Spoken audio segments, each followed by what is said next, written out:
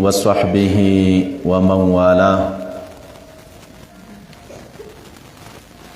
أما بعد فأعوذ بالله من الشيطان الرجيم بسم الله الرحمن الرحيم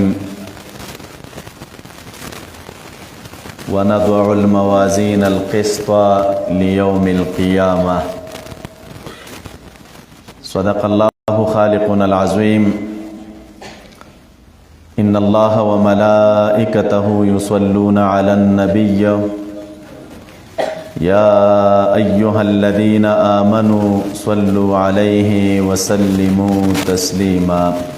درود شريف بشوق سرول ولي اللهم صل على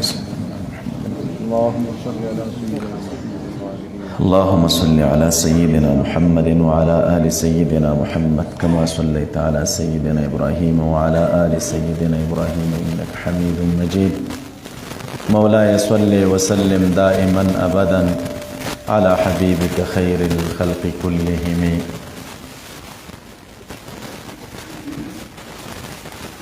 ددي پرفیض و بابرکت مجلس د ټولو درنو معزز و مکرمو ګډونوالو بالخصوص د علماء کرامو مشایخ عظامو د لرې و نږدې نه دراغلو بهترینو قدرمندو میلمنو په اجازت باندې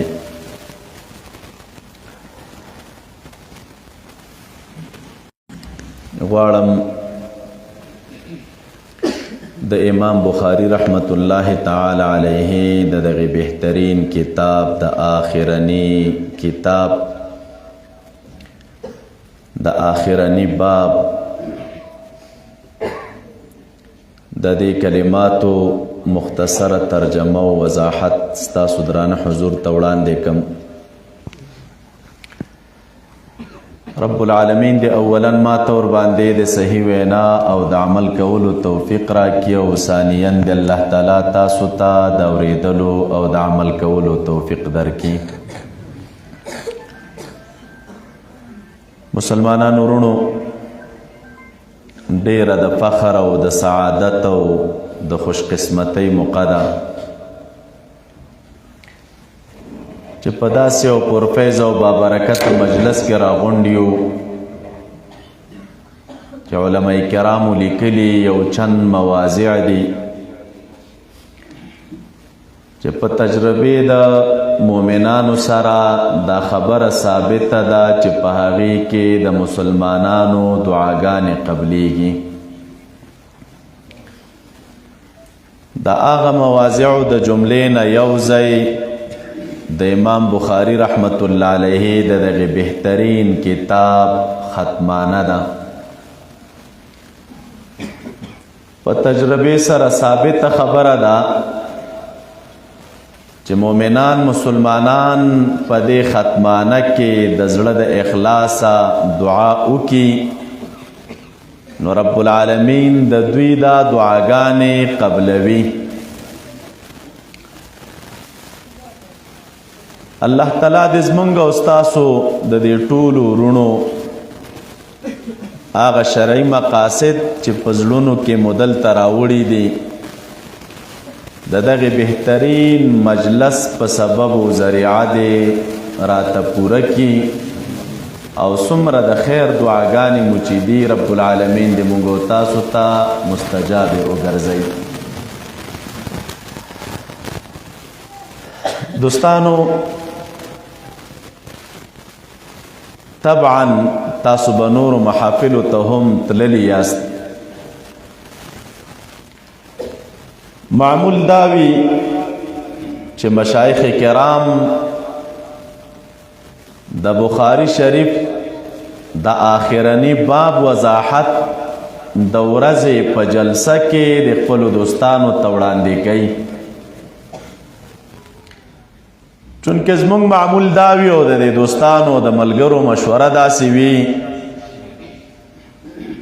چې د اکثرو دوستانو التماس او غوښتنه وي هغوی باعث وي د لرې ځای نه زمونږ ملګري او دوستان راغلي وي، محبین راغلي وي، د هغوی یو حسن ژوند دی. ګنې زه د دغې شي اهل خپل ځان نه ګڼم. الله شاهد دی چې هر کال او سږ کال هم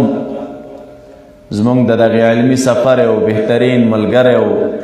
دوست د ډېر یو عالی استعداد خاوند زمونږ د دغې جامعې ښکلا زمونږ ډېر ګران رور او محدث جناب شیخ سالم احمد صاحب حفظه الله ته کال په کال دا وایم. اوس مې ورته ویلي او مخکې مې ورته ویلي وه چې زه په دې خوشحالیږم چې تاسو یو څه شی ووایئ او مونږ یې واورو دا دوستان ترېنه استفاده وکړي. ذوق مې دا وي. خو بیا د دې ملګرو غوښتنه دا وي چې نه تاسو یو څه شی ووایئ او باید مونږ یې واورو. دا کم دوستان چې زمونږ د لرې ځایونو نه راغلي وي څوک کال بعد او څوک 2 کاله بعد نو د هغې هغه خواهش دا وي چې باید یو څه خبرې د دغې باب په وضاحت کې وشي او مونږ یې واورو استفاده ترې وکړو.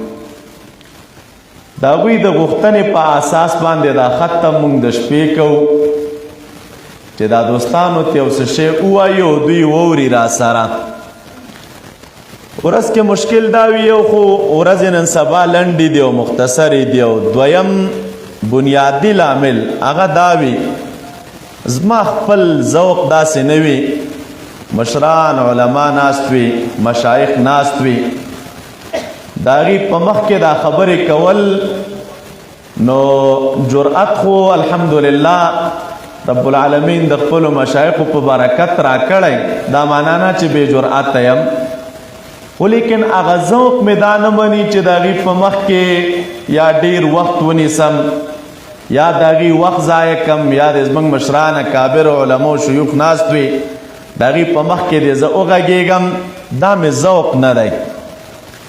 کنی خو زمونږ خپل مجلس دی او زمونږ خپل محفل دی او جوړ کړی مو دی. د چا د طرفه دا پابندي په مونږ باندې نه وي چې وخت دې لږ ونیو یا ډېر. خو په دغې اعتبار باندې چې بیا د ورځې زمونږ دوستان ډېر راځي مشران راځي یا کابر راځي نو ذوق مې دا وي چې زم ته یو څه شی واورم او دا زمونږ دوستان هم ترېنې یو څه شی واوري. د دوستانو د علمي تندې ماتې شي او هغوی چې کم دردونه ځان سره راوړي وي د خپلو دوستانو سره یې شریک کړي استفاده ترې نه وکړي. نو په دې خاطر باندې دا خط ته مونږ د شپې کوو چې د مشایخو وخت ونه نیسو. د هغې نه باید مونږ نوې نوې خبرې واورو. نو غواړم د امام بخاري رحمت الله علیه د کتاب د دغې آخرني باب یو څو مختصرې خبرې د ترجمې او د وضاحت متعلق ستاسو درانه حضور ته وړاندې کړم. هغه کم ترتیب چې ما په خپل ذهن کې د دغې درس دپاره جوړ کړی وي یا طلبه کرامو ته د کال په ابتدایي درسونو کې موږ بیانو کوشش مو دا وي چې هر باب دا مشتمل په 5 یا په 6 مباحثو وګرځو. اولنی مبحث چې علماء کرام ذکر کوي د باب مناسبت دی د کتاب سره. دا موږ طلبو ته بیان کړی و انشاءالله دې کې هم درته بیانوم.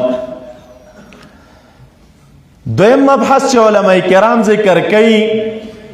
هغه د ترجمة الباب مختصر وضاحت. دریم اهم مبحث چې دې کې علماء کرام ذکر کوي هغه د حدیث مبارک مناسبت دی د باب سره. څلورم مبحث چې علماء کرام ذکر کوي دې ځای کې هغه مسائل مستنبطه دي د دغه حدیث مبارک نه چې کوم مسائل ترنه را معلومیږي. پنځم اهم مبحث چې علماء کرام ذکر کوي هغه اغراض د مصنف رحمت الله علیه دی د وضع د دغه باب نه چې دا باب مصنف رحمت الله علیه وضع کو نو د اغراض څه شی وه. دا د غرض خبره د ټولو نه وړاندې تاسو ته ذکر کوم چې د دې را روان باب هغه اجمالي خاکس تاسو په ذهن کې کینی. ډیر اغراض امام بخاری رحمت الله علیه په وضع د دغه باب کې لري،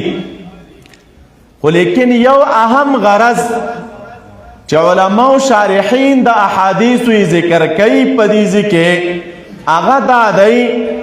چې غرض د امام بخاری رحمت الله علیه د وضع کولو د دغه باب نه رد په یوې بیکاره او ګمراه فرقه باندې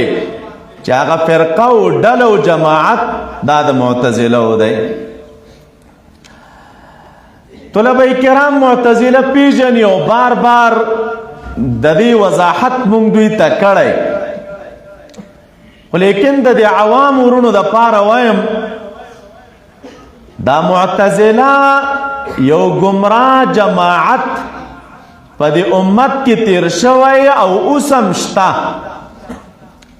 خو لیکن قانون داوی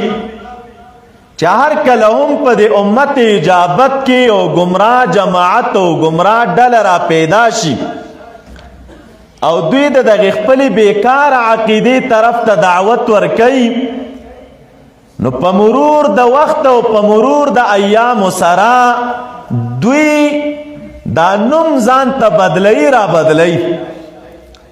یو نوم ځان ته منتخب کی، یو ټیم روان وي دا خپل نشر و اشاعت کوي، اعلام د امت چې په خبر شي چې د دې خلکو عقاید خراب دی او په یو نوم دوی لګیا وي او د خپل میشن مخې ته وړي، دوی په ردود شروع کی، نو په مرور د وخت سره دا نوم بدل کی، ځان بل انتخاب کی، بل انتخاب کی، بل انتخاب کی. دغه گمراه جماعت چې د دې کله ایجاد وشو او دا جماعت را پیدا شو، شرح العقاید کې مونږ تاسو ویلي دې جماعت ځان ته نوم اصحاب العدل والتوحید کې خود، خو لیکن د اهل سنت والجماعت په درمیان کې دا جماعت مشهور په معتزله سره و، او وجه د تسمیه د دوی په معتزله سره دا و چې د دوی یو رئیس او مشر و په نوم د واصل ابن عطا، د چې ځان د حسن بصری رحمت الله علیه د مجلس نه کله کناره که، نو حسن بصری صاحب ته چې به کله خلک راغلل او ورته به ویل چې دا خو ستاسو متعلقینو او ستاسو په حلقه د درس کې به ناستو، اوس د دوی خبرې د تاسو د خبرو نه متفاوتې دي، تاسو یو شی وایي او دوی بل شی وایي او ستاسو مجلس ته اوس دوی حاضري نه کوي، نو مبارک به ورته ویل یا د ملګرو به د خلکو ته جواب ورکوو چې قد اعتزلوا عنا، دې خلکو زموږ نه اعتزال کړی دی او موږ نه ځانونه کناره کړي دي، مخکې موږ سره وه، خو لیکن اوس دوی بیل دی او کناره شوي دي. نو دا چې به د شاګردانو د دغه عظیم امام ویل چې دوی زموږ نه اعتزال کړی دی او موږ نه جدا شوي دي، نو د دې اهل سنت والجماعت په درمیان کې دا جماعت په معتزله مشهور شو. الکه معتزله دی او معتزله دی او معتزله دی، وجه دا وه کنه دوی خو ځان ته معتزله نه ویلې، د دوی په خپل منځ کې نوم اصحاب العدل والتوحید و، وی مونږ عدل والا خلک یو او مونږ توحید والا خلک یو. علماء د عقایدو لیکلي امام غزالی رحمت الله علیه او نور چې کم عمده امامان د کلام د دغه امت دي، هغوی وایي چې دا ټوله رای او ټول مذهب د معتزله دا بناو په اصول خمسه باندې، او په دې اصول خمسه باندې د معتزله امامانو او علماو مستقل کتابونه لیکلي دي. یو اصل د دوی و توحید، دویم اصل د دوی و عدل، دریم اصل د دوی و وعد،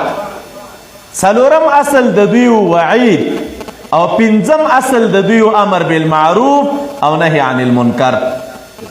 دا پنځه خبرې دوی راغونډې کړې وي او دې ته اصول خمسه ویلې، او د دې اصول خمسه په ضمن کې دوی د خپلې بیکاره عقیدې طرف ته دعوت ورکوه.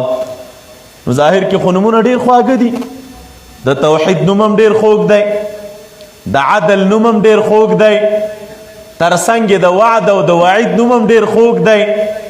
او د دې سره سره د امر بالمعروف او د نهي عن المنکر نوم هم ډېر خوږ دی. خو صرف دومره خبره ده د اهل باطلو په هر دوران کې قانون دا وي چې خبره یې ښه په خوله کې تاویږي را تاویږي او وایي چې کلمت حق ارید بها الباطل، وینا خو حقه ده خو لیکن دوی په باطل اراده کوي. دا ځان ته مستقل تفصیل دی چې د دوی د توحید نه غرض څه شی وه. په کتبو د عقایدو کې موږ تاسو ویلي مونږ او تاسو عقیده ده الحمدلله رب العالمین دې مونږ او تاسو تور باندې استقامت نصیب کړي. مونږ او تاسو د الله تعالی په ذاتم ایمان لرو او د رب العالمین په صفاتم ایمان لرو، او ذات د رب العالمین ته هم مونږ او تاسو قدیم وایو او د رب العالمین صفات ته هم قدیم وایو. الله تعالی قدیم دی، مسبوق بالعدم نه دی. د رب العالمین صفات قدیم دی، مسبوق بالعدم نه دی. داسې نو چې یو دوران کې رب العالمین نو عیاذا بالله بیا را پیدا شو، او یا داسې هم نه ده چې رب العالمین اوس شته او بیا به یو وخت داسې راشي چې نه به وي عیاذا بالله. نه، بیا دغې ذات لره صفات هم ثابت دي او دې صفاتو ته موږ تاسو قدیم وایو. ذات د رب العالمین هم قدیم دی او صفات د رب العالمین هم قدیم دی. معتزله چې توحید یادی د دوی د توحید نه غرض څه شی دی؟ دوی وایي موږ صرف او صرف ذات د رب العالمین منو چې دا ذات قدیم دی، اما صفات رب العالمین لره قدیم نشته، بلکې دوی را لګېږي د صفاتو د رب العالمین نه انکار کوي. حادث خو اسم نه مني و دا قدیم صفات هم نه مني. وجه ورته څه شی وایي؟ وایي که چېرته رب العالمین لره صفات ثابت شي و یا به دې صفاتو ته قدیم وایي او یا به ورته حادث وایي. که صفات د رب العالمین حادث ګڼې نو مشکل دا جوړیږي چې لازم بشي کون د باری تعالی محل د حوادثو او کېدل د باری تعالی محل د حوادثو دا ناروا. او که صفات د رب العالمین قدیم وای نو لازم بشي تعدد د قدماو او تعدد د قدماو دا باطل دی. وجه د بطلان ورته دا وای چې تعدد د قدماو دا مستلزم دی تعدد د وجباو لره،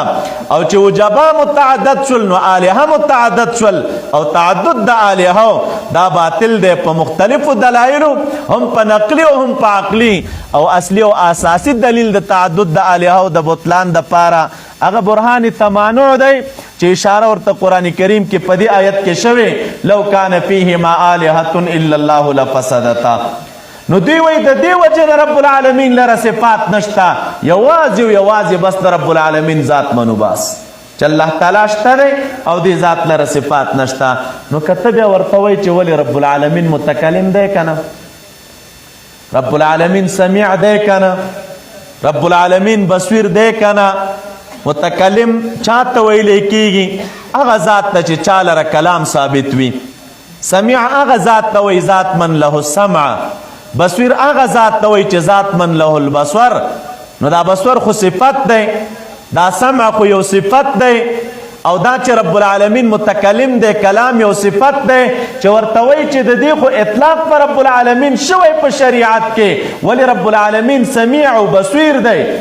او دا خو ذات مع الوصف دی. رب العالمین متکلم دی، د اطلاق چې په شریعت کې شوی وای اطلاق د متکلم پې شوی خو کلام صفت نه دی، اطلاق د سمیع پې شوی خو سمع صفت نه ده، اطلاق د بصیر پې شوی خو لیکن بصور د رب العالمین صفت نه دی، او داسې نور صفات د رب العالمین دا واخله. و دا خبره خو د دوی باطله ده بداهتن. دغې دپاره موږ دلیل ذکر کوو. نو د عدل نه د دې خلکو غرض دغه شی دی،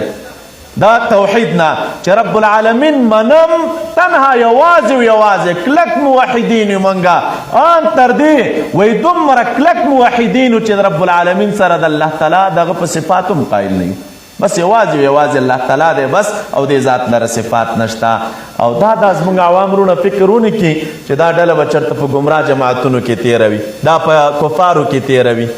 کفارو کې کسمرم ډلې دي د شریعت مسله دا ده الکفر ملت واحده کفر یو ملت دی تحقیق د علماء د کلام دا دی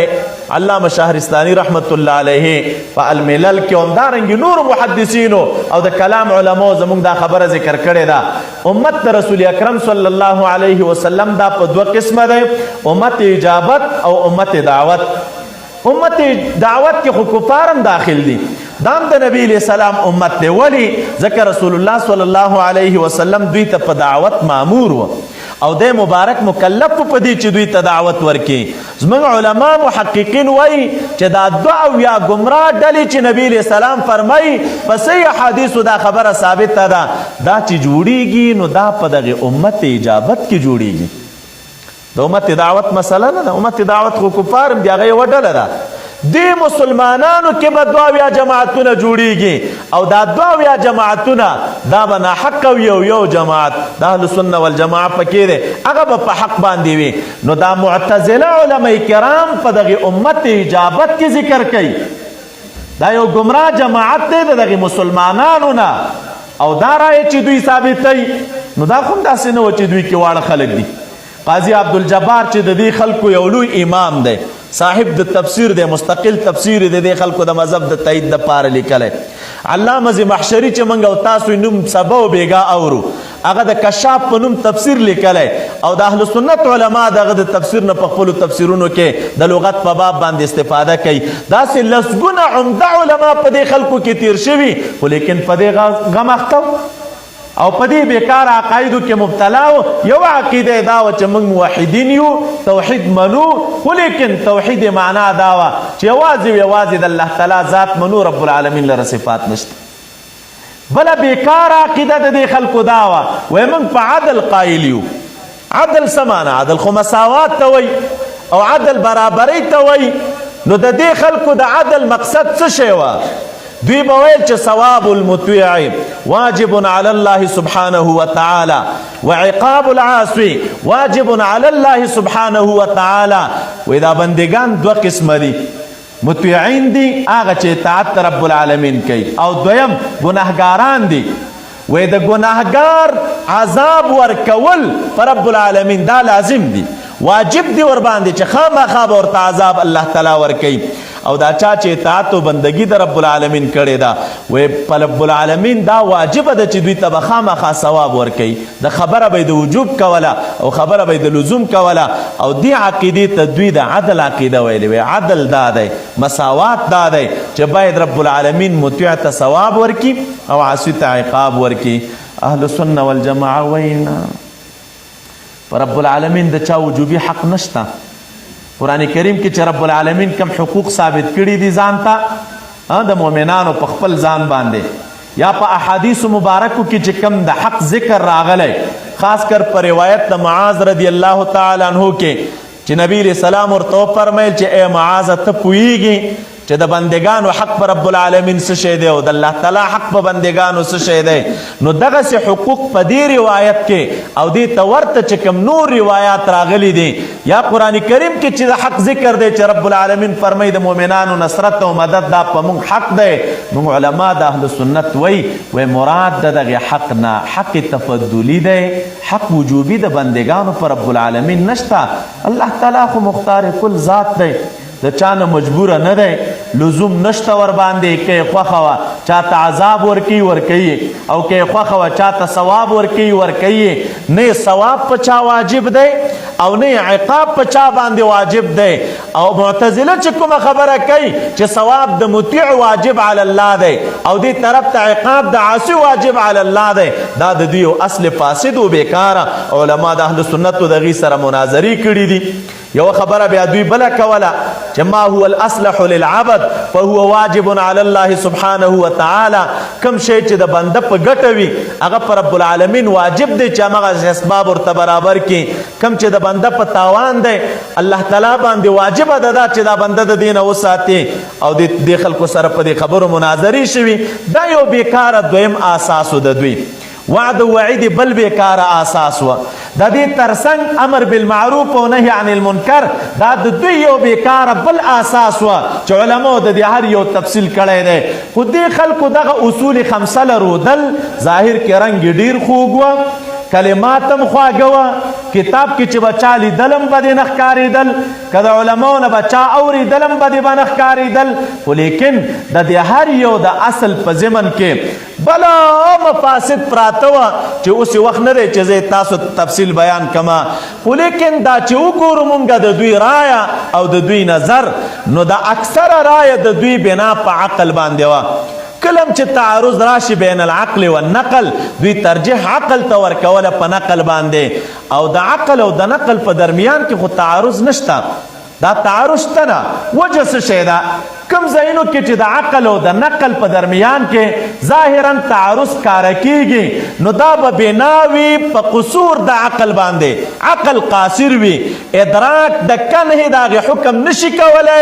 نو بس دلته دی جام پاتې شي نو چې جام پاتې شي نو پکار د دې په ځای د دې چې د علم او حقیقت د دغې معاملې مفوض الی الله کی چېره تر دې زما عقل کار کو او د دې نه اخوته زما عقل نور کار نه کوي او دی غاړه او گردن د تسلیمۍ کېدي نو د تسلیمۍ په ځای باندې انکار شروع کی د تسلیمۍ په ځای باندې خپل اصول را ایجاد کی نو په دې اعتبار باندې دا اکثر خبرې د دوی بنا په عقل باندې وي ډېر مفاسد یې لرودل د هغې مفاسدو د جملې نه یوه بیکاره عقیده د معتزلو دا وه وایي دا د قیامت په ورځ چې مشهوره د عامو مؤمنانو ترمنځ دا ده چې د مؤمنانو اعمال به تللی کیږي د دوی رایه دا وه چې د قیامت په ورځ اعمال د مؤمنانو نه تللی کیږي یا د کافرو نه تللی کیږي د سره وایي وزن د اعمالو شته نه وجه څه شی وه دا خبر هم دوی د خپل عقل معیار باندې برابروله وجه به یې دا ویله چې اعمال خو اعراض دي او د اعراضو قانون دا دی چې مونږ وایو عرض وایي دی ته چې دا قایم بالغیر وي کله هم چې ممکنات مونږ تقسیمو جوهر او عرض ته نو جوهر دې ته وایي چې هغه قایم بذات وي او دی په خپل تحقق او په خپل وجود کې محتاج موضوع ته نه وي او عرض وایي دی ته چې دی په خپل تحقق کې محتاج موضوع ته وي او د خپل وجود نه لري دلته که وجود راځي نو دا به په ضمن د غیر کې وي او جوهر خپل وجود لري نو دوی ویل چې اعمال خو اعراض دي اعراض خپل وجود نه لري بلکې دوی لره وجود په ضمن د غیر کې دی او د اعراضو قانون دا دی اذا وجد فتلاشه کله وجود ته راشي بس لاړ هر عمل چې دی وکړه هغه په سترګو باندې ښکاره کیږي نه او هغه منځته نه راځي نو په دې اعتبار باندې چې دوی په دې قایلو چې اعمال اعراض دي او اعراض په دنیا کې نه تللی کیږي نو دوی ویل چې اعمال به د قیامت په ورځ هم نه تللی کیږي څه شی تلي وایي څه شی شته نه نو خو مونځ دې وکړه لاړ ذکر دې وکړه لاړ وجود خو نه لري چې دا وتللی شي نور عبادات دې وکړل یا دې ګناهونه وکړل دا لاړل وجود خو نه لري چې دا وتللی شي وایي ښه که بیا چا ورته ویل ولې قرآن کریم کې چې د وزن خبره راغلې والوزن یومئذ الحق آیت دی د قرآن کریم یا دې حدیث مبارک کې چې دلته راځي چې رسول اکرم صلی الله علیه وسلم فرمایي چې دوه کلمات دي دوه کلمې دي چې دا د میزان په تله کې ډېرې درندې دي او یا لکه نورو آیتونو کې چې راځي دا اول آیت دی وندعو الموازین القسط لیوم القیامه موږ به د قیامت په ورځ د انصاف تلې ودرو او دلته ذکر د میزان راغلی دی او میزان کې خو خامخا څه شی تللی کیږي نو دوی به راولګېدل جواب پیدا کو وایي دا څومره نصوص چې دا راغلی دي په اثبات د وزن د اعمالو کې چې اعمال به تللی کیږي عامه ده که دا نصوص د قرآن کریم دي او که د رسول اکرم صلی الله علیه وسلم احادیث دي دوی به ویل چې دا په خپل ظاهر نه دي حمل بلکې دا دلته معنا مجازي مراد ده نه معنا حقیقي او هغه معنا مجازي څه شی ده وایي څومره نصوص د وزن د اعمالو چې په شریعت کې ذکر دي وایي مراد د دې نه اظهار د عدل د رب العالمین دی ته غرض دی معنا دا د اعمال به تللی کېږي نو خدای تعالی به د قیامت په ورځ خپل عدل ښکاره کړي اعمال به تللی کېږي نو معنا دا ده چې رب العالمین د قیامت په ورځ په چا ظلم نه کوي دا یوه خبره کوله نو د دې وجې نه یو او دویم یو بیکاره نظر دی خلکو ځان سره دا لرو دا وی اعمالو ټول ته د قیامت په ورځ ضرورت نشته. یو خدا چې اعراض دي، اعراض تللی کېږي نه، نو مراد کنه اظهار د عدل د رب العالمین دی. دویمه وجه به دا ځان ته ویله وی دا د قیامت په ورځ د اعمالو ټول ته ضرورت څه شی دی. وی دا بنده چې څومره اعمال په دې دنیا کې کړي، یا به دې بنده په اعمالو رب العالمین عالم یو یا به نه وي. که څوک کوي چې د بنده په اعمالو رب العالمین عالم نه دی، نو دا خبره خو غلطه ده. ولې چې علم نفي شو خو جهل راغی، او جهل خو صفت د نقصان دی په ذات رب العالمین کې، او دوی خو په دې پسې ګرځېدل چې رب العالمین نه مونږه د تنزیه قول دوی کو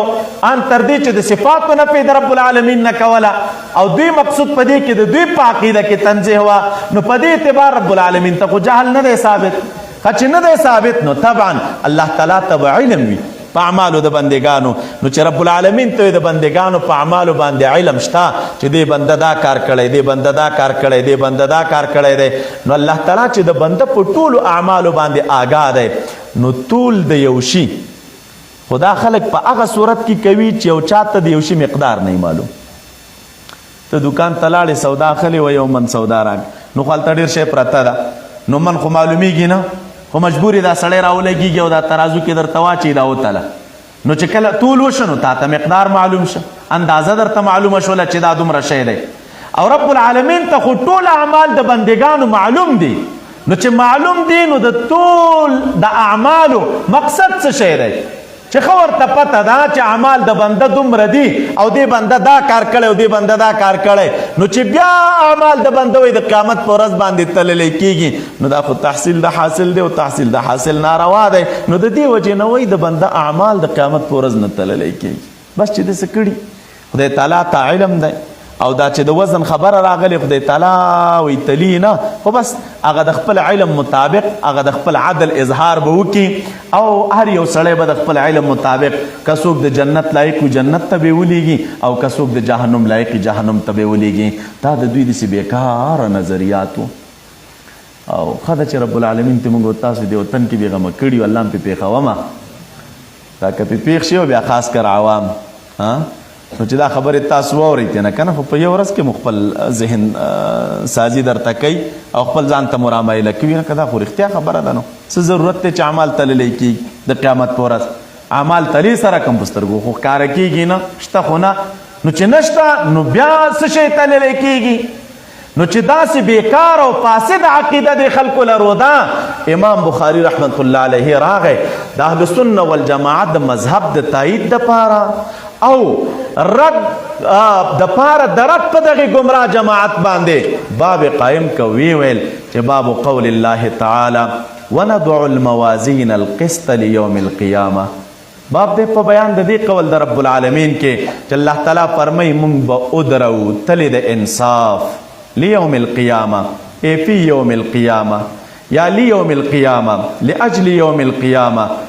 د انصاف تلی به مونږ ودرو د قیامت د ورځې د وجې نه یا د قیامت په ورځ کې. نو دا د انصاف تلی چې د قیامت په ورځ باندې ودرولی شي، نو د څه شي دپاره دا تلی درېږي؟ دا د دې دپاره درولی کېږي چې د انسانانو اعمال پکې وتللی شي. د تعالی د بندګانو اعمال تلی پکې ځکه به تلی ودرئ. نو که ته وایي چې دې خلکو خو ویل چې اعمال تللی کېږي نه، هغې سره څه چل کوي؟ اعراض دي. یا که دوی ویل چې اعمالو طول کې مقصود څه شی دی رب العالمین ته خو معلوم دی، نو اهل سنه والجماعه وایي سره د دې نه چې رب العالمین ته د ټولو بندګانو اعمال معلوم دي، و د قیامت په ورځ بیا هم تلی مقصود په طول کې یو خو اظهار د عدل د رب العالمین دی لکه دوی چې وایي، او دویم مقصود په طول د اعمالو کې اقامت د حجت دی په خلکو باندې. دا که چېرته رب العالمین د خپل علم مطابق دا خلک څوک جنت ته لیږلي وي او څوک جهنم ته لیږلي وي او د اعمال د دوی نه وی تللي او دا طول څرګند شوی نه وی، هر چا د خپلو اعمالو طول نه وی لیدلی، شاید جهنمیانو ویلي وی چې موږ خو څه بد دومره ډېر نه کړي چې دا جهنم ته راغلو، جرم مو څه شی وه، خطا مو څه شی وه چې موږ په جهنم کې پراته یو. نو چې دا څه شی کړي وي او د ملک ورته لیکلي، قرآن کریم کې رب العالمین فرمایي لا یغادر صغیرة ولا کبیره تا چې د وړوکي څه کړي او غټې څه کړي هغه د دې ملکونه پاتې نه دي، دا ټول لیکل شوي دي. نو دا لیکل شوي اعمال د دوی دا به وتللی شي، دوی به وګوري د خپلو اعمالو ته چې وګوره دا بد اعمال مو په نیکو اعمالو درانده شول. نو که دوی رب العالمین جهنم ته لیږي نو هغه جهنم ته د طلوع عذر به یې نه وي پاتې، اقامت ته حجت کوي ورباندې چې ګوري بد مو کړي نو ځکه مو جهنم ته لیږمه. یو غرض پکې دا دی، نور هم پکې شته. او دا چې دوی وایي اعمال دي او اعراض دي او اعراض نه تللی کېږي، نو د هغې زه تاسو ته وجوهات ذکر کوم. نو د دې وجې نه زموږ د اهلسنه والجماعه عقیده دا ده چې د قیامت په ورځ باندې به اعمال دا تللی کېږي. امام بخاری رحمت الله علیه دا باب ولګو، غرض په دې باب کې رد دی په دغې ګمراه جماعت باندې. دویم اساسي او بنیادی غرض په دې کې هغه ترجمه د باب او ترجمه د آیت مبارک و درته مې وکړه. رب کریم فرمای مونږ به ودرو کی بګدو وزبکو تلی د انصاف لیوم القیامه، د قیامت په ورځ کې یا د قیامت د ورځې د وجې د انصاف تلی به ودرو. دریمه مسله د دغه باب مناسبت دی د کتاب سره. هلته کتاب چې موږ تاسو کله وضع کوو اوله کې مو ویل کتاب التوحید یو، او د هغې ترڅنګ یا ځینې محدثین کرام لیکي کتاب التوحید یا کتاب الرد علی الجهمیه. نو اوس که ته وایې چې هلته توحید ذکر و دې ذکر راغلل وندع الموازین القسط لیوم القیامه، نو د توحید سره د اعمالو د وزن څه مناسبت دی؟ یو. او یا که ته وایې چې هلته کتاب الرد علی الجهمیه او دې ځکې دی وایي وندع الموازین القسط لیوم القیامه، نو دا د وزن د اعمالو نه چې منکر و نو دا خو معتزله منکر و. جهمیه چې د جهم ابن صفوان متبعین و د هغوی اختلاف د اهل سنتو سره په باب د صفاتو د رب العالمین کې و، خو لیکن منکر خو د وزن د اعمالو نه نو. نو دا باب خو د مخکې سره که مناسبت نه معلومیږي. که د توحید اړخ ته وګورو هلته و کتاب التوحید او دلته راغلل مسله د وزن. که رد علی الجهمیه ګورو نو هلته ورد په جهمیه باندې او په دې کې مسله ذکر کړي راته د وزن او د وزن د اعمالو نه خو منکر معتزله و. د همدې وجې نه شارحین کرامو او ستاسو د محشي هم دې ځکه دا خبره لیکلې ده وایي چې دا کم باب امام بخاري رحمت الله علیه په د خپل کتاب د دې کتاب په آخر کې وضع کړی دی. وایي دا کتاب د مخکې سره د کتاب توحید سره کوم مناسبت نه لري، بس هغه ځان ته کتاب تر دې ځای پورې ابواب ختم شول. کوم ګمراه جماعتونو باندې چې رد د امام بخاري غرض و هغه یې وکړه دې مسله کې او په دې باب کې امام بخاري چې وضع کړی د دې باب د کتاب سره کوم مناسبت نشته. ښه نو چې نشته نو د څه شي دپاره یې راوړی؟ علامه کرماني وایي دا باب د دې دپاره راوړی چې اظهار د دې خبرې وکړي چې هلکه کتاب ختم شه نو اوس د رب العالمین حمد و ثنا ووایه. لکه څنګه چې د کتاب په اول کې دا حدیث مبارک راوړی و چې انما الاعمال بالنیات، دارومدار د اعمالو په نیت باندې دی. هلته سره د دې نه چې محدثینو بعید مناسبتونه د باب کیف کان بدء الوحی الی رسول الله صلی الله علیه وسلم د هغې سره یو څه بعید مناسبتونه بیانول، خو لیکن هلته راجحه وجه علماو دا ذکر کوله چې دا حدیث امام بخاری رحمت الله علیه د خپل کتاب په سر کې راوړی باب سره کوم مناسبت نه لري، بلکې غرض د راوړلو د دغې حدیث نه دا تنبیه او آگاهی ده هم طالب العلم لره او هم استاذ لره چې ګوره کتاب خو د شروع کو خو د اول نه خپل نیت جوړ کړه، نیت ته برابر کا، ځکه دارومدار د اعمالو په نیت باندې دی. نو د نیت د درستوالي ذکر یې وکړه، د هغې نه وروسته خپل مقصد کې شروع وکړله. نو چې کله یې اوس خپل کتاب ختم کو انتها ته یې ورسوه نو په آخره کې بل باب وضع کا، باب قول الله وندع الموازین القسط لیوم القیامه. نو په دې کې غرض د امام بخاری رحمت الله علیه دا دی چې طالب جانه کتاب ته ختم کا، بس اوس د رب العالمین حمد و ثنا ووایه. دا یو لوی نعمت دی چې تا باندې رب العالمین وکړه چې د دې عظیم کتاب د علومو نه برخمن شوې، د رب العالمین حمد ووایه، د الله تعالی پاکي بیان کا. بس وایي دغې مناسبت دپاره دا باب امام بخاری رحمت الله علیه راوړی. دا یو. دویم علما وایي نه، دا باب چې امام بخاری رحمت الله علیه وضع کړی دا مناسبت لري. مناسبت د څه شي سره؟ که موږ وایو کتاب التوحید نو د توحید معنا او مقصد خو موږ دا بیانو چې الاعتقاد بان الله تعالی واحد فی ذاته و فی صفاته، رب العالمین په خپل ذات کې او په خپل صفاتو کې یکتا ګڼل دا عقیده د توحید وا او الته دا معنا مونږ ذکر کوله. خو لیکن علما لیکي د دې توحید نه مراد او مقصد تنها صرف دغه اعتقاد نه دی، بلکې مراد د توحید نه په دې کې هغه د رب العالمین ټول احکام او د شریعت ټول احکام په اتمه او اکمل طریقې باندې منل دي. معتقدات د شریعت منل دي. وړو یو کغټه خبره وي او د معتقداتو د شریعت نه خبره ده چې مؤمن مسلمان په دې عقیده ولري چې د قیامت پر ورځ اعمال تللی کیږي. نو هلته در تلا باب رو کتاب التوحید. الکه توحید دا دی چې وزن د اعمالو ومنه، دا کامل توحید دی، نیمګړی نه. او کته وایي چې کتاب الرد علی الجهمیه سره څه مناسبت دی؟ سره د دې نه چې جهمیه د جهم ابن صفوان جماعت او دغه متبعین و خو شارحینو لیکلي دې کې مراد تنها جهمیه نه دی بلکې ذکر د جهمیه دی او مراد تنه هر جماعت باطله دی، که هغه معتزله وي او که خوارج دی او که مرجعه دي لکه دا مخکې چې نور ابواب تیر شوله، نو دا تنها جهمیت تنه نه دی مراد بلکې مراد تنه دا ټول ګمراه جماعتونه دي. او په ګمراه جماعتونو کې او جماعت د معتزله و دی، نو مناسبت یې دغې سره څرګند دی د کتاب التوحید سره. درېیمه خبره دي چې ته موږ تاسو راځو هغه وضاحت د کلماتو دا چې رب العالمین وی وندع الموازین القسط لیوم القیامه، موږ به وضع او به درو تلې د انصاف لیوم القیامه. دا موازین دی ذکر راغی مفسرین کرامو چې څومره عمده علما دي او مفسرین د دغه امت دي هغې وایي چې موازین دا میزان ده او میزان چاته ویلی کېږي؟ تلې او بیا میزان کې خپل صرفي حلال دی چې هغې وایي بیا په اصل کې میزانونو دغې خبرې دي، دا تلې ته ویلی کېږي. تعریف د دغه تلې څه شی دی چې شریعت کې ذکر کېږي دې کې او موږ او تاسو ورباندې ایمان لرو. علما د عقایدو زموږ لیکي میزان چاته ویلی کېږي؟ وی میزان عبارت دی د هغې آلې نه چې په هغې سره مقادیر د اشیاو معلومولی شي. میزان یوه آله ده د یو شي مقدار او اندازه ورباندې معلومولی شي، دې ته میزان وایي. او د دغې آلې نه موږ تاسو تعبیر کوو په تله باندې چې دا یوه تله ده او په دې تله باندې د یو شي مقادیر معلومیږي، اندازې ورباندې معلومیږي. یوه شرعا دا میزان چاته ویلی کېږي؟ نو شرعا علما کرام لیکي چې میزان دا عبارت دی د هغې تلې نه چې دا کومه تله به رب العالمین د قیامت په ورځ باندې ودروي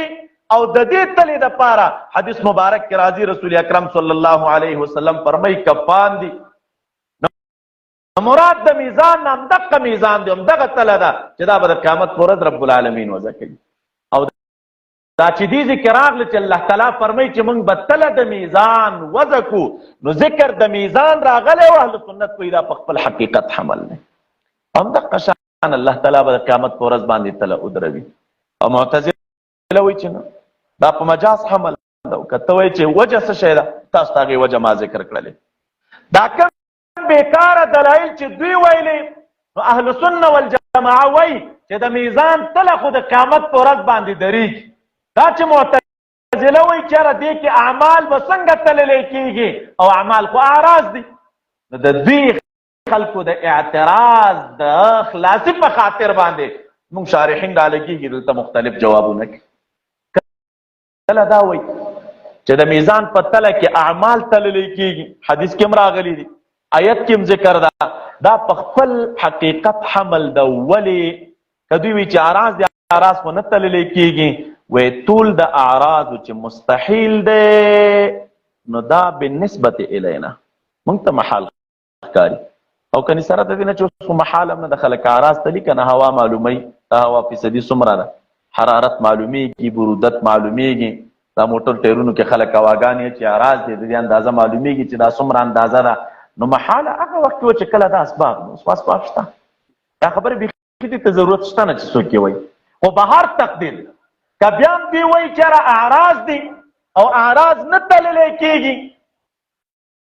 نو دا که محاله ده نو په نسبت سره مونږ ته به محاله وي او هر چې رب العالمین دی نو الله تعالی قادر دی په دې باندې لکه څنګه چې رب العالمین په دې قدرت لري چې وزن د اجسامو د جواهرو کې همدغه شان رب العالمین په دې هم قدرت لري چې وزن د اعراضو کې ما تا ته ګرانه د خدای تعالی ته ګرانه نه هغې تللی شي او داسې ډېر شیان دي چې موږ تاسو هغې ته محال وایو خو لیکن عند الله خو محال نه دي که نه موږ تاسو د کتابونو کې بعضې خبرې ذکر کوو یو دغې خبرو نه دا د دوی اجتماع د نقیضینو باطله ده کله بیا وایي ارتفاع د نقیضینو باطله ده امام رباني رحمت الله علیه لیکلي دي اجتماع د نقیضینو ارتفاع د نقیضینو ته چې محال څوک وایي نو دا په نسبت سره اذهانو د دوی ذهن اجتماع باطله ده ارتفاع باطله هر چې عند الله دی نو رب العالمین په دې قادر دی او چې قدرت د رب العالمین محیط دی د همدې وجې نه په شرح العقاید کې موږ او تاسې وایو د عقایدو په نورو کتبو کې موږ دا خبره کړې ده چې ولا یخرج عن علمه وقدرته شیء رب العالمین د علم نه یو شی نه بیرون کېږي او د رب العالمین د قدرت نه یو شی نه بیرون کېږي الله تعالی علم په خپلو معلوماتو محیط یو استغراقي دی د رب العالمین قدرت په خپلو مقدوراتو باندې دا چې دی عام دی او د الله تعالی قدرت په هر شي باندې شته یو شیم د رب العالمین د قدرت نه بیرون نه دی نو چې یو شیم د رب العالمین د قدرت نه بیرون کېږي نو رب العالمین په دې قادر دی چې الله تعالی د بندګانو اعمال وتلي دا بعضې بیا ادبه بیا کې را پیدا شي او دا خبره کوي چې رب العالمین اوس په دروغو قادر دی که نه دی یو بیکاره شی یاد کړي او بیکاره کار په دې رب العالمین قادر دی که نه دی داسې بیکاره پوښتنې بیا کوي چې د رب العالمین د قدرت نه یو شی بیرون نه دی نو رب العالمین په دې قادر دی که نه چې خپل مثل پیدا کړي رب العالمین په دروغ ویلو قادر دی که نه دی عیاذا بالله داسې بیکاره پوښتنې بیا شروع کړي او داسې پوښتنه کول شرعا دا د رب العالمین د ذات بیادبي ده دا سوال ناروا دی دغه عنوان باندې چې څوک سوال کوي چې رب العالمین په دې شیانو قدرت لري او که نه لري دا سوال ناروا دی او وجه د نارواوالي څه شی ده علما کرام لیکي زموږ وی د رب العالمین قدرت د هغه شي سره تعلق نیسي چې په کوم شي کې صلاحیت د تعلقې د قدرت د رب العالمین وي او که داسې یو شی و چې په هغې کې صلاحیت د تعلقې د قدرت د رب العالمین نه و نو د رب العالمین قدرت د هغې شي پورې تعلق نه نیسي نو چې د الله تعالی قدرت د هغې شي پورې تعلق نه نیسي نو وجه څه شی ده وایي ځکه په دې شي کې صلاحیت د تعلقې نشته دی نو چې صلاحیت د تعلقې نشته نقصان په چا کې راغی نقصان په مقدور کې راغی او که نقصان په قادر ذات کې راغی یا نقصان د رب العالمین په قدرت کې راغی نو په قدرت د رب العالمین کې نقصان نشته نقصان په مقدور کې دی دا کوم شی چې ته یادوي دې شي کې نقصان دی او وجه د نقصان څه شی ده دې شي کې د الله تعالی د قدرت صلاحیت نشته او که د رب العالمین د قدرت صلاحیت پکې وی نو د الله تعالی قدرت ورسره تعلق پیدا کړي نو دا همدې وجې نه چې دا دوی کوم شیانو باندې قول کوي چې دا شی محال دی نو محال به زما ستا په ذهن او د رب العالمین د قدرت نه بیرون نه دی د الله تعالی قدرت ورسره تعلقه نیسي په شرط د دې که چېرته په دغې شي کې صلاحیت د تعلقې د قدرت د رب العالمین وایي دا بیا ځان ته د علم کلام یو مسله ده چې د الله تعالی د علم د الله تعالی قدرت د مقدوراتو سره تعلق لري نو دا مقدورات خو حادث دي او قدرت د رب العالمین ته حادث وایي که قدیم که چېرته قدرت د رب العالمین ته حادث وایي نو خو بیرته قدرت د رب العالمین صفت دی او دا وګرځي د رب العالمین محل د حوادث او که چېرته د رب العالمین قدرت ته قدیم وایي نو د دې حادث سره تعلق په کوم اعتبار باندې نه نو عام خلک رالګېږي عام متکلمین زموږ او ستاسو د شرح العقاید د ملا صاحب په شمول هغوی دا وایي چې قدرت ته رب العالمین قدیم دی خو تعلق یې حادثه نه امام رباني رحمت الله علیه په دې مرد کې چې نه چا چې دا تعلقې د قدرت رب العالمین ته حادث ویلې دا قول د دې خلکو هم کمزوري دی مبارک وګ تفصیل کړی دی بیا پکې نو یوه خبره علما دا کوي چې رب العالمین په دې قادر دی دویمه وجه دې چې علما وایي د معتزلو په جواب کې وایي دا د قیامت په ورځ باندې چې تللی کېږي نو ټیک ده اعمال اعراض دي او اعراض بقا نه لري او ټول چې د میزان په تله کې کېږي نو دا د جسد مثالي کېږي جسد مثالي څه شي ته ویلی کېږي تاسو فکر وکړئ دوستانو د عالمونه دا چې مونږ لګیا یو پکې کنه غټه کچه باندې یو دغه عالم دی چې دا مونږ تاسو پکې دي ته ویل کېږي عالم الاجساد. عالم الاجساد مرتوي، عالم الدنیا مرتوي، جسدونه پکې اوسېږي. دغه عالم ترڅنګ یو بل عالم دی، هغه عالم ته ویل کېږي عالم المثال. او د عالم المثال څه شی دی؟ علماء لیکلي دا د یوې شیشې حیثیت لري. په دې عالم المثال کې د دې بندګانو د اعمالو او د دوی دا امثال موجود دي، خو دا مثل دغسې نه دی په عالم مثال کې لکه څنګه چې په دې عالم الاجساد کې دی. لکه تاسو ګورئ د عالم مثال یو نمونه درته وایم، بیا نه بیا تاسو قیاس کوئ. یوسف علیه السلام ته چې کله خوب وویلی شو او باچا خوب لیدلی او په دې خوب کې وایي چې ما 7 سربې غواګانې لیدلي او 7 مې مانده غواګانې لیدلي، او بیا د دې سربې او د مانده غواګانو په حق کې وایي چې دا مانده غواګانې راپورته کېږي او دا سربې غواګانې خوري. خوب ناشنا و عجیب و. باچا حیران و. خلکو ورته ویل چې اضغاث و احلامین ګډوډ خوبونه دي او موږ د دې په تاویل باندې کوم علم نه لرو. یوسف علیه السلام چې کله خبر شو چې داسې خوب لیدلی شوی دی، قرآن شریف کې واقعه ذکر ده او تعبیر یې ورته وکړه. نو تعبیر یوسف علیه السلام په څه طریقه وکړه؟ وایي ګورئ تاسو باندې به قحطي راځي، په تاسو باندې به سوکالي راځي. قحطي یاده کړله، سوکالي یاده کړله. په دې قحطۍ او په دې سوکالۍ کې دا کم شی چې دې سړي په خوب کې لیدلی و، نو په عالم مثال کې د سوکالۍ مثال دا د سربې غوا دی، او په عالم مثال کې د وچکالۍ او د قحطۍ جسد مثالي او مثال دا د مانده غوا دی. اوس سوکالۍ ته وګوره او مانده غوا ته وګوره، د سربې غوا ته وګوره، او قحطۍ او وچکالۍ ته وګوره، او بیا چې دی مانده غوا ته وګوره، دا خو سره ډېر لرې دي. په عالم مثال کې د دې مثل دغه شی دی. دا بنده چې هر عمل کوي او هر وینا کوي، د دې وینا یو مثل دا په عالم مثال کې شته، او هلته ورته هغې ته رب العالمین یو جسد مثالي ورکړی، او دا جسد مثالي چې رب العالمین دې ته ورکړی او دا په عالم مثال کې موجود دی. عالم مثال دقسې عالم دی، وجود لري، شریعت پې قول کړی، د شریعت د نصوصو نه ثابته مسله ده د عالم مثال وجوده شته، موجود دی. ځینې خلک ویني. د همدې وجه نه علما چې لیکي چې د خوب په تعبیر کې به بیړه نه کوي، د خوب تعبیر به زر نه کوي. ولې؟ وایي د خوب تعبیر دی هغه څوک وکړي چې هغه ته رب العالمین هغه فراست قویه ورکړی او د ده نظر په عالم مثال لګېږي. اوس تا خوب ولیده او تا یو شی لیدلی پکې، ظاهر کې یو شی وي. کوم څوک چې الله تعالی د ته دا سترګې ورکړي وي چې د ده نظر په عالم مثال لګېږي او ته ورته دا خوب بیان کړه، نو دغه سم د ذهن ته راشي چې عالم مثال کې خو دا شی دغه دی، دا شی دا دی، دا شی دا دی، د هغې مطابق تعبیر درته وکړي. یو خو زموږ ستاسو مسله ده چې څوک راته خوب بیان کړي لکه تعبیر رویا راوړي. نو په تعبیر رویا کې خوب لیدل او د خوب تعبیر، نو دا خو هغه شی نه دی. دا خوب تقریبا 22 اقسام علماو د خوب ذکر کړي دي، او دا هر یو خوب داسې نه ده چې هر خوب د رحماني وي، داسې نه ده چې هر خوب د شیطاني وي.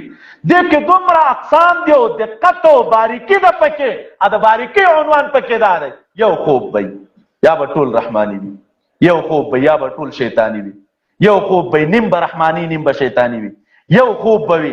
یو حساب نوږ حساب پکې رحماني وي او نور حساب پکې شیطاني وي، یو خوب به یو څه حساب رحماني وي، څه به غلبه د وهم وي، څه به غلبه د عقل وي، څه به غلبه د خیال وي. دا مختلف اقسام په دې خوبونو کې شته دی. امام رباني رحمت الله علیه یو خپل خلیفه ته ډېر ارشاد شروع کړی، خدمتونه شروع کړي، مریدان یې نیول. نو مبارک ورته مکتوب کې لیکلي دی، وایي خدمت ته شروع کړی، وګوره پام کوه د خدمت دپاره د خوبونو په تعبیرونو باندې علم دا د ضروریاتو نه دی. مریدانو ته خو دې کشف ورکړی، خو دا کار حاصل کا چې باید ستا نظر په عالم مثال ولګېږي. ته چې د چا تربیت او روزنه کوې او دا سړی راشي او تا ته دا خوب بیان کړي، دا باید دومره استعداد حاصل کړی وي او دومره استعداد درته رب العالمین عطا کړی چې ستا نظر په عالم مثال ولګېږي چې د هغې مطابق ورته تعبیر وکړي. دا ته سړی راشي ما خوب لیدلی که نه، موږ کمزور ورته ویل یو شی ورته وایي، خو نه چې زه تعبیر نه پوهېږم، بس یو شی وایي ورته، یا ښه یا بد، خوب به سره کم یو، لیدلی به یې سره کم یو، مقصد د خوب به څه شي، ده به ورته څه بیان کړی، نو دا خو الله دې په موږ او تاسو باندې رحم وکړي. دا خو زموږ کمزوري ده او زموږ د نارسایي دلیل دی چې نه یو رسېدلي. لا په ابتدا کې یو او دا مراحل چې کوم دي دا وروستو را روان دي دا پاتې دي، په هغې باندې موږ کوم آګاهي نه لرو. نو په دې اعتبار باندې عالم مثال دا یو بل عالم دی او په هغې عالم کې د دې اعمالو د بنده هلته مثالونه موجود دي. خپل جسد لري چې هغې جسد ته جسد مثالي ویلی کېږي. نو دویم علما لیکي هغه عالم خو شته وایي د قیامت په ورځ باندې چې تللی کېږي نو دا مثالي اجساد به تللی کېږي. که تاسو اراز دی خو اراز نه دی، رب العالمین بل عالم پیدا کړی دی شته دی، دا شیان به تللی کېږي. دریم جواب علماء کرام دا لکه یو حدیث مبارک کې دام راځي که نه مرګ به د قیامت په ورځ د ګډ په شکل باندې راوستلی شي. امام ترمذي رحمت الله علیه حدیث راخستی جهنمیانو په مخ کې به ذبحه کړی شي او ورته به وویلی شي چې ای جهنمیانو دا هغه مرګ و چې کوم مرګ تاسو باندې دنیا کې یو ځل راغلی و. نو هلکه مرګ ته وګوره او ګډ ته وګوره، د دې په منځ کې خو سره ډېر فرق دی. مرګ چېرته او ګډ چېرته؟ خو دا مرګ چې د ګډ په شکل کې راوړلی کېږي نو دا د دې مرګ جسد مثالي دی. دا به د دوی په منځ کې مخکې سره ذبحه کړی شي. نو څوک وایي چې دا عمل دا جسد مثالي به تللی کېږي. ځینې علما کرام دا لیکي چې نه، بهترین خبره دا ده چې همدغه اعمال تللی کېږي. یو څوک وایي چې دا اعمال به اعمال والا به تللی کېږي، چا چې عمل کړي دي دا انسان وایي دا به د میزان په تله کې واچولی شي او که چېرته نیک اعمال یې درانده نو جنت ته به ځي او که بد اعمال یې درانده نو بیا به پسې جهنم ته ځي. څوک وایي د دې خلکو دا زوات تللی کېږي او زوات خو اجسام دي، دوی خو اعراض نه دي، جواهر دي. څوک دا تعبیر کوي ولیکن بهترین قول دا دی. ځینې علما کرام لیکي چې د هر یو حدیث مبارک چې کوم ذکر راغلی څوک وایي چې یا جسد مثالي تللی کېږي، څوک وایي صاحب د عمل تللی کېږي، څوک وایي چې نه دغه هوبهوب دغه اعمال تللی کېږي، څوک وایي چې هره خبره په خپل ځای رښتیا ده. خو تحقیق دا دی او راجحه دا ده چې رب العالمین په دې قادر دی چې د قیامت په ورځ باندې د بندګانو اعمال وتلي. موت تا ته به ګرانه وي، د رب العالمین په درګاه کې دا خبره ګرانه نه ده. خنو چې اعمال د قیامت په ورځ تللی کېږي نو اوس دغه ټول د اعمالو دا په کوم کیفیت باندې دی؟ دا هغه څه دي چې هغه د حدیث مبارکو نه یو ټوکړه تاسو ته ما راغونډه کړې که نو دا تفصیلي احادیث دي په دې باب باندې. نو د علماو دې کې دوه قوله دي. څوک وایي چې دا ټول د اعمالو دا په همدغه کیفیت دی لکه سره کم چې په دنیا کې یو شی تللی کېږي. کم شی چې دروند وي هغه ښکته شي او کم شی چې سپک وي نو هغه پورته شي. وایي د قیامت په ورځ باندې به هم چې کوم شی دروند وي هغه به ښکته شي او چې کوم شی سپک دی نو هغه به پورته شي. یو قول دا ده. خو لیکن راجحه دا د علما کرام لیکي چې نه، دا د قیامت د ټول معامله دا د دنیا د ټول بالعکس ده. هلته چې کوم اعمال سپک شي درانده اعمال چې کوم دي هغه بره ځي، دروند شی بره ځي او دا سپک شی چې دی دا به ښکته راځي. لکه مثلا د مؤمن اعمال درانده دي د قیامت په ورځ باندې نو دروند خو دلته خو چې دنیا کې یو شی دروند دي خو دروند شی ښکته ځي، سپک شی پورته ځي. او د قیامت مسله د دې بالعکس ده. د مؤمن نیک اعمال درانده شول نو دا درانده پورته ځي او دا کوم اعمال چې د کمزوري دي او ګناهونه دي دا ښکته ځي. او وجه د دې څه شی ده؟ وجه ورته علما کرام دا ذکر کوي چې په دې پورتوالي کې دا پورتوالی د نیکو اعمالو دا دلیل او نښه د شرافت ته دی. د یو شی پورته وي نو خلک ورته په درنښت ګوري که نه. نو نیک اعمال پورته شول دا د دې اعمالو د شرافت وجه ده. د آخرت معامله چې دی د دنیا د معاملې بالعکس ده. او دا تله د میزان چې وي او دا ودرېږي او د بندګانو اعمال پکې تللی کېږي، انبیاء کرام به ولاړ وي او بالخصوص زمونږ او ستاسو خوږ پیغمبر محمد عربي صلی الله علیه وسلم دا به د میزان د تلې ترڅنګ ولاړ وي او د دې خپل امت د اعمالو ټول ته به ګوري. د همدې وجې نه یو صحابي مبارک پوښتنه وکړه، صحیح حدیث دی، یا رسول الله صلی الله علیه وسلم د قیامت په ورځ به موږ تاسو چېرته ګورو؟ رسول الله صلی الله علیه وسلم ورته ویل 3 مواضعو کې به ما ګورئ او دې 3 ځایونو کې به یم خامخا. یا به د صراط د پل ترڅنګ ولاړ یم او د صراط د پل ترڅنګ نور انبیاء کرام به ولاړ وي او د دې وینا به د صراط د پل ترڅنګ څه شی وي او د نبی علیہ السلام وینا او دعا به څه شی وي؟ مبارک فرمایي دعا به کوم رب سلم رب سلم، اے الہ زما دا امتیان د دې پل د پاسه سالم را پورې باسه. یا بدل ته ولاړې او محبوب فرمای یا به د مقام محمود تر څنګ یم. مقام محمود یو مقام دی د رب العالمین د قرب او د نزدېکت، او رسول الله صلی الله علیه وسلم فرمای چې الله تعالی په خپل بندگانو کې یو بنده ته ورکوي. امید لرم چې هغه م زه یم، دا مقام رب العالمین ما ته راکوي. خو بیا هم امتیانو ته وي چې امتیانو تاسو ما ته د وسیلې دعا کوئ، دا مقام راکی راته رب العالمین. نو نبی علیہ السلام بیا هلته ولاړ وي. او دریم حدیث مبارک کې راځي رسول اکرم صلی الله علیه وسلم فرمای چې یا به زه ولاړ یم د میزان د تلې تر څنګ، او هلته به څه شی کوم؟ د خپل امت اعمال به تلم او ګورم چې د دوی اعمال تللی کېږي. ابن ابي دنیا او د نور علماو یو روایت په د فضایلو د درود شریف کې راخستی، ګرچې سندن په ځینې علما جرح کوي، وایي د قیامت په ورځ باندې به یو ګناهګار جهنم ته روان کړی شي. نو چې دی کله د جهنم په لوري بوتللی شي، نو آدم علیه السلام به رسول اکرم صلی الله علیه وسلم ته آواز کوي او ورته به وایي چې دغه د ستا یو امتي جهنم ته روان کړی دی. فرمایي ورته تاسو یې ودروئ. کله چې ملک ودروي ورته وایي چې دا څنګه روان کړی جهنم ته؟ یا رسول الله اعمال کمزوري وو، په دې خاطر مو جهنم ته روان کړی دی، فیصله داسې شوې ده. محبوب ورته وایي چې تاسو یې ودروئ، دا اعمال دوباره زما په مخ کې وتلئ چې زه یې ننداره وکړم چې رښتیا هم داسې ده که نه. ملک ورته وایي چې یا رسول الله موږ خو مکلف یو، موږ مامور یو د رب العالمین د لوري، مونږ ته امر په دې شوی چې بویځه. که ته دوباره د خپل امتي د اعمالو وزن او طول غواړې نو د رب العالمین ته پیشنهاد وکړه، مونږ ته د امر وشي مونږ یې دوباره تلو درته. حدیث مبارک کې راځي، مبارک به سوال شروع کړي رب العالمین ته، الہ زما دا د امتي اعمال که دوباره وتللی شي، کله چې د امتي راوستلی شي اعمال به دوباره وتللی شي. د دې طول په دوران کې حدیث مبارک کې راځي نبی علیه السلام به د خپلې بډې نه داسې یو چټۍ غوندې راواخلي او دا د نیکو اعمالو په طول کې به ورته واچي دې چاوړي کې. نو چې ملک اعمال وتلي دوباره نو دا اعمال نیک به درانده شي او ګناهونه به سپک شي. ملک به وایي چې دا بوځي جنت ته، ولې نیک اعمال درانده شول، اوس خو جهنم ته د تلو مستحق نه دی. دا سړی چې دې صحنې ته وګوري د رب العالمین په حضور کې او په دې وخت د وزن د اعمالو کې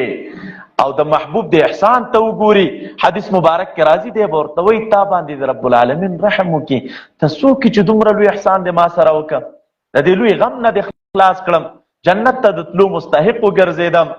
الفاظ د حدیث مبارک دا دی، محبوب ورته فرمای انا نبیک محمد صلی الله علیه وسلم، اسما امتی زستا خو پیغمبر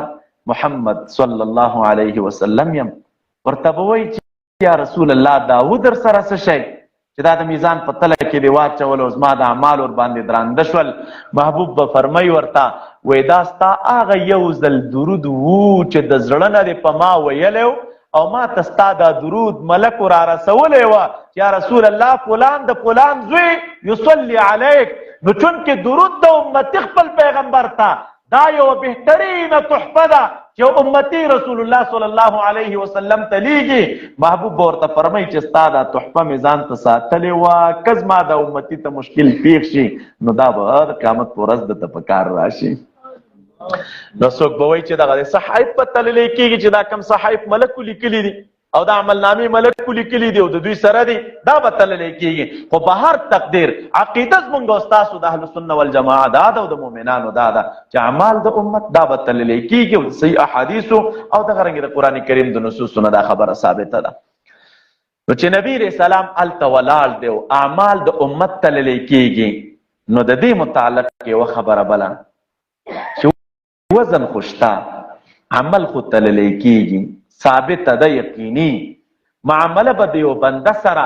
د عمل مطابق کېږي، اظهار د دې به د طول نه بعد کېږي. او دا خبره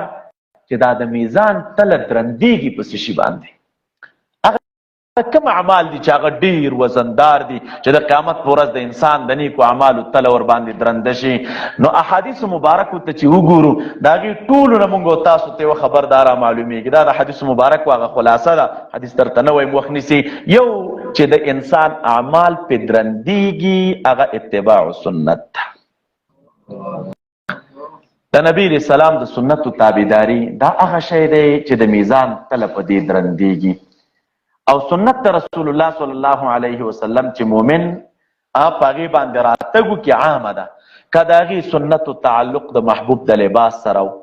که د هغې تعلق د محبوب د عاداتو سره و، که هغه سنن د مؤکداتو، که هغه سنن زوائد وه و چې سنت د محبوب وو، که د هغې تعلق د عقیدې سره وه و چې مؤمن مسلمان په هغې سنتو باندې راتګ کوي، نو دا سبب د وزن د اعمالو دی چې د قیامت په ورځ به د دغه انسان په اعمالو کې د اتباع د سنت د وجې نه وزن دا پیدا وي. او مسلمانانو ورونو طلبه کرامو دا توپیرونه مه کوئ چې دا سنت دی او دا مؤکد دی او دا زواید دی، دا کوم او دا نه کوم، دې کې اجر ډیر دی او دې کې اجر کم دی، بس مستحب دی، څه پروا کوي پاتې شو رانه. عوام دې شیانو کې نه وي، دا طالبان ملایان په دې کې ډېره بې باکي کوي، هسې هم زه مستحب شی دی نو اجر به وي یا به یې نه وي، دومره که پاتې شو څه پروا کوي، هسې هم سنت زوائد دی نو که پاتې شو څه پروا کوي. څه ډېرو کلونو وړاندې یو پوهنتوني سره یو دوکان کې زه مخامخ شوم، د پوهنتون محصل و عقیدې چا ګډه وډه کړې وه، د پټکي باره کې بحث شو، ډېرې خبرې ورسره وکړلې. نو ما ته وي چې ښه دا پټکی سنت دی، مالې او سنت دی، وایي مؤکد دی که زواید. نو ما ورته ویل مالې مخکې تر دې چې زه تا ته دا تحقیق وکړم چې دا مؤکد دی که زواید، خو ته ما په دې پوه کړه چې د سنت معنا څه شی ده. وایي سنت طریقې ته وایي. نو مالې سنت د چا طریقه؟ وایي د رسول الله صلی الله علیه وسلم طریقه. نو مال مؤمن ته د نبی علیہ السلام د سنتو قدر په دې اعتبار پکار دی چې د محبوب طریقه ده، بس دا چې ته وایې طریقه د محبوب ده بس قدر یې وکړه، احترام یې زړه کې وکړه، نور دې کې مه ګرځه چې دا اوس مؤکد دی او که زواید. دې ته فکر وکړه چې طریقه د چا ده. نو چې طریقه زما استاد خوږ پیغمبر محمد رسول الله صلی الله علیه وسلم دا، مسلمان ته په زړه کې د محبوب د طریقو قدردانی پکار ده او دغه احترام پکار دی، دغه قدر پکار دی. باید موږ تاسو ورته په درنښت وګورو. نو د دې وجې نه اتباع د سنت دا سبب